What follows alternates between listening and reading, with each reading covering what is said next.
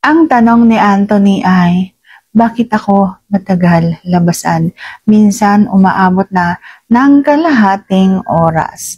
Maawa ko sa aking kapareha. So sasagutin natin yan. Interesado ka bang malaman kung ano ang kasagot? Please keep watching para bago yan. Kung bago ka pa lang sa akin channel, please consider like this video and subscribe my channel.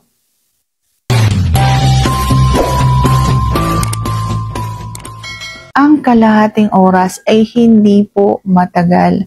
Tamang-tama lamang yan, lalo na kung halimbawang gumagawa kayo ng iba't ibang pwesto. Pagka halimbawang gumagawa kayo ng iba't ibang pwesto, yung kalahating oras ay parang bitin pa para sa akin. Pero kung halimbawang iisa lang ang pwesto ninyo, kung halimbawang kayo yung nasa ibabaw tapos siya nasa ilalim tapos kalahating oras, ganun yung ginagawa ninyo, masakit po yun sa likuran at sa balakang. Lalo na kung halimbawang ikaw yung todo bigay kung bumayo. Minsan talaga may tulong din na pampabilis na malabasan ng isang lalaki kung ang isang babae ay gumagawa din ng paraan para mas ganahan yung kanyang asawa. Mas gaganahan ang isang lalaki kapag halimbawang may naririnig na kung ano sa bunganga mo. Lalo na kung halimbawang may sinasabi ka na mas nakakagana para sa isang lalaki.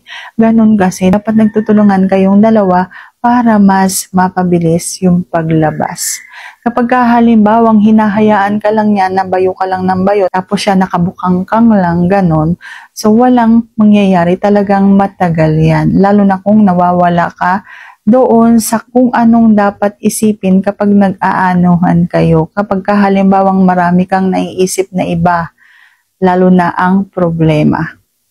So sana sagot ko ng tama ang iyong tanong, and like this video, please consider like this video and subscribe my channel. Thank you for watching. See you on my next vlog.